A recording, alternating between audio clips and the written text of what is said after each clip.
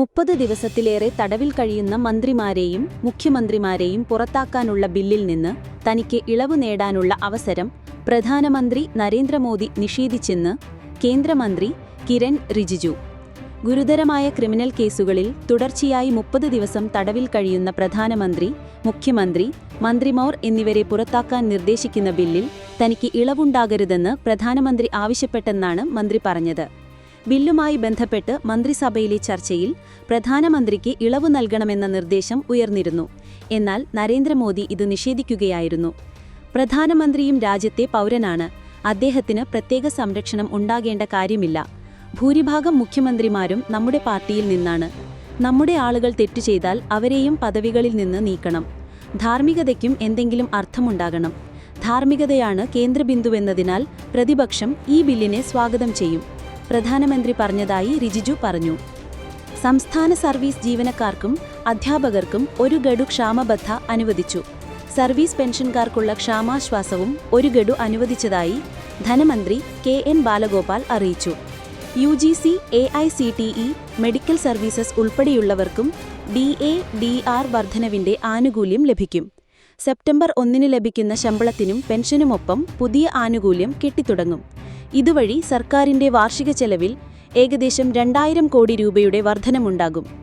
ജീവനക്കാരോടും പെൻഷൻകാരോടും പ്രതിജ്ഞാബദ്ധമായ നിലപാടാണ് സർക്കാർ സ്വീകരിക്കുന്നതെന്ന് ധനമന്ത്രി പറഞ്ഞു.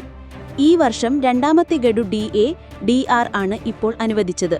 കഴിഞ്ഞ വർഷവും 2 ഗഡു അനുവദിച്ചിരുന്നു. DA ഉൾപ്പെടെ ആനുകൂല്യങ്ങൾ 2021-22 സാമ്പത്തിക വർഷത്തിന്റെ തുടക്കത്തിൽ തന്നെ പണമായും നൽകിയിരുന്നു. Reliance communications promoter director Anil അംബാനിയുടെ വീടുകളിലും സ്ഥാപനങ്ങളിലും CBI റെയ്ഡ്. 2000 കോടി രൂപയുടെ ബാങ്ക് തട്ടിപ്പ് കേസുമായി ബന്ധപ്പെട്ടായിരുന്നു പരിശോധന എന്ന് CBI വൃത്തങ്ങൾ അറിയിച്ചു.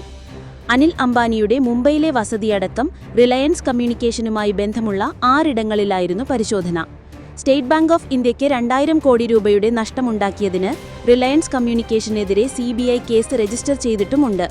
ജൂലൈ 13 അനിൽ അംബാനിയെയും റിലയൻസ് കമ്മ്യൂണിക്കേഷനെയും SBI തട്ടിപ്പ് വിഭാഗത്തിൽ പെടുത്തിയിരുന്നു. തുടർന്ന് ജൂൺ 24 റിസർവ് ബാങ്കിന് റിപ്പോർട്ട് കൈമാറി. റിലയൻസ് കമ്മ്യൂണിക്കേഷൻ വായ്പ വകമാറ്റി ചെലവഴിച്ചുവെന്നും റിസർവ് ബാങ്കിന് നൽകിയ റിപ്പോർട്ടിൽ SBI പറയുന്നു. തുടർന്ന് RBIയുടെ മാർഗനിർദ്ദേശമനുസരിച്ച് CBI കേസെടുക്കുകയായിരുന്നു. വിവിധ ബാങ്ക് തട്ടിപ്പുകളുമായി ബന്ധപ്പെട്ടുള്ള കള്ളപ്പണം വെളുപ്പിക്കൽ കേസിൽ അനിൽ അംബാനിയെ എൻഫോഴ്സ്മെന്റ് ഡയറക്ടറേറ്റ് ED ചോദ്യം ചെയ്ത ആഴ്ചകൾക്കകമാണ് CBI റെയ്ഡ്. അനിൽ അംബാനിയുമായി ബന്ധപ്പെട്ട 30ലേറെ ഇടങ്ങളിൽ ED പരിശോധന നടത്തുകയും ചെയ്തിരുന്നു. 2017-ലും 2019-ലും യെസ് ബാങ്കിന് അനുവദിച്ച 3000-ലേറെ രൂപ വകമാറ്റി ചെലവഴിച്ചുവെന്നാണ് EDയുടെ പ്രാഥമിക അന്വേഷണത്തിൽ വ്യക്തമായിട്ടുള്ളത്. വിമാനയാത്ര ജനകീയമാക്കണമെന്നും യാത്രാച്ചെലവ് കുറയ്ക്കണമെന്നും മുഖ്യമന്ത്രി പിണറായി വിജയൻ ഫിക്കിയുടെ സഹകരണത്തോടെ സിയാൽ സംഘടിപ്പിച്ച കേരള വ്യോമാന ഉച്ചകോടി ഉദ്ഘാടനം ചെയ്യുകയായിരുന്നു. മൂലധന ചെലവ് കുറച്ച് സമയനഷ്ടമില്ലാതെ യാത്ര ഉറപ്പാക്കണമെന്നും മുഖ്യമന്ത്രി ആവശ്യപ്പെട്ടു. വ്യോമാന വ്യവസായത്തിൽ സിയാൽ ജനകീയ മാതൃക തീർത്തു. 30,000-ത്തിലധികം തൊഴിലവസരങ്ങൾ സൃഷ്ടിച്ച സിയാൽ സാങ്കേതിക വിദ്യാ മാറ്റങ്ങൾ പൂർണ്ണമായും ഉൾക്കൊണ്ടു. വ്യോമഗതാഗതം ശക്തിപ്പെടുന്നത് കൂടുതൽ വിനോദസഞ്ചാരികളെ ആകർഷിക്കും. സിവിൽ ഏവിയേഷൻ ഹബ്ബായി മാറാൻ കേരളത്തിന് ഏറെ സാധ്യതയുണ്ടെന്നും മുഖ്യമന്ത്രി പറഞ്ഞു. സിയാലിൽ ആരംഭിക്കുന്ന എയർപോർട്ട് ആരോഗ്യ കേന്ദ്രത്തിന്റെ ഉദ്ഘാടനവും മുഖ്യമന്ത്രി നിർവഹിച്ചു. ആരോഗ്യ കേന്ദ്രത്തിന്റെ താക്കോൽദാനം റവന്യൂ മന്ത്രി K രാജൻ നിർവഹിച്ചു. വ്യവസായ മന്ത്രി P രാജീവ് അധ്യക്ഷനായി. Benny Behanan MP, chief secretary doctor A Jayathilak, CIAL ഡയറക്ടർമാർ Aruna Sundarrajan, NV George, Varghese Jacob, deputy director general of health services doctor Senthan Nathan, FICCI senior director Manoj Mehta, CIAL managing director S Suhas, airport director G Manu എന്നിവർ പങ്കെടുത്തു. സീപ്ലെയിൻ, ഹെലികോപ്റ്റർ, eVTOL സമന്വയിപ്പിച്ച് എയർ ടാക്സി ആരംഭിച്ചാൽ കേരളത്തിലെ ഗതാഗത മേഖലയിൽ വിപ്ലവകരമായ മാറ്റങ്ങൾ സാധ്യമാകുമെന്ന് ഉച്ചകോടിയിൽ നടന്ന പാനൽ ചർച്ചയിൽ വിദഗ്ധർ അഭിപ്രായപ്പെട്ടു. എയർ ടാക്സി സർവീസ് ആരംഭിക്കുന്നതിൽ സിയാലിന് നിർണായക പങ്കുവഹിക്കാൻ കഴിയും. അർബൻ മൊബിലിറ്റിക്ക് ഹെലികോപ്റ്റർ, സീപ്ലെയിൻ, eVTOLന്റെ സാധ്യതകൾ തേടി നടന്ന ചർച്ചയിൽ Thumbi aviation CMD group captain doctor KNG Nair മോഡറേറ്ററായി. മൊബിലിറ്റിയുടെ ഭാവി ഹൈബ്രിഡ് എയർ ടാക്സികളാണെന്ന് ചർച്ചയിൽ പങ്കെടുത്ത Sarla aviation vice president Payal Satish പറഞ്ഞു.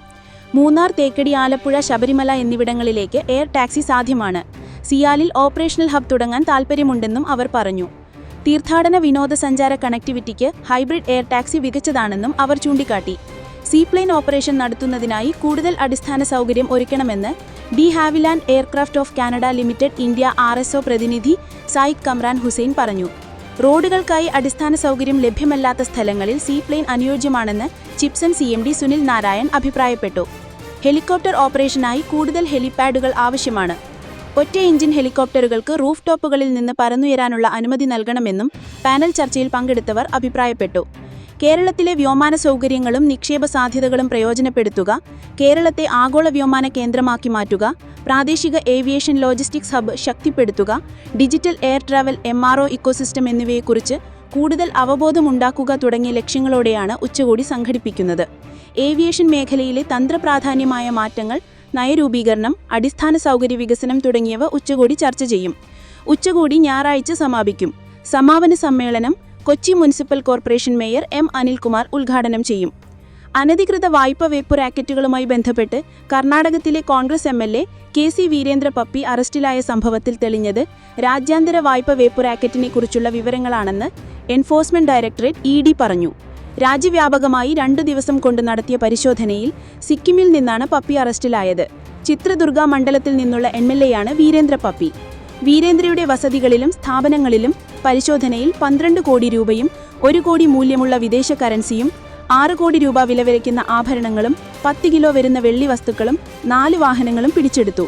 സിക്കിം, കർണാടക, രാജസ്ഥാൻ, മഹാരാഷ്ട്ര, ഗോവ എന്നിവിടങ്ങളിലുൾപ്പെടെ ഓഗസ്റ്റ് 22, 23 തീയതികളിലായിരുന്നു പരിശോധന. Puppy's casino gold, ocean rivers casino, Puppy's casino pride, ocean 7 casino, big daddy casino തുടങ്ങി ഗോവയുടെ 5 കാസിനോകളെ കേന്ദ്രീകരിച്ചായിരുന്നു പ്രധാനമായും പരിശോധന. രാജ്യാന്തര തലത്തിലുള്ള കാസിനോകളും ദുബായിലെ വായ്പവേപ്പ് കേന്ദ്രങ്ങളും ഉൾപ്പെടുന്ന അനധികൃത വായ്പവേപ്പ് ശൃംഖലയെക്കുറിച്ചുള്ള വിവരങ്ങളാണ് പരിശോധനയിൽ വെളിവായത്. കിങ് 567, രാജ് 567 എന്നീ പേരുകളിലുള്ള 2 വായ്പവേപ്പ് വെബ്സൈറ്റുകൾ വീരേന്ദ്രൻ നടത്തിയിരുന്നു. ഇദ്ദേഹത്തിന്റെ സഹോദരൻ നാഗരാജന് ദുബായിൽ ഗെയിമിംഗ് കോൾ സെന്റർ രംഗത്ത് പ്രവർത്തിക്കുന്ന 3 സ്ഥാപനങ്ങളുമുണ്ട്. നാഗരാജനെ ED ചോദ്യം ചെയ്യാൻ കസ്റ്റഡിയിൽ എടുത്തിട്ടുണ്ട്.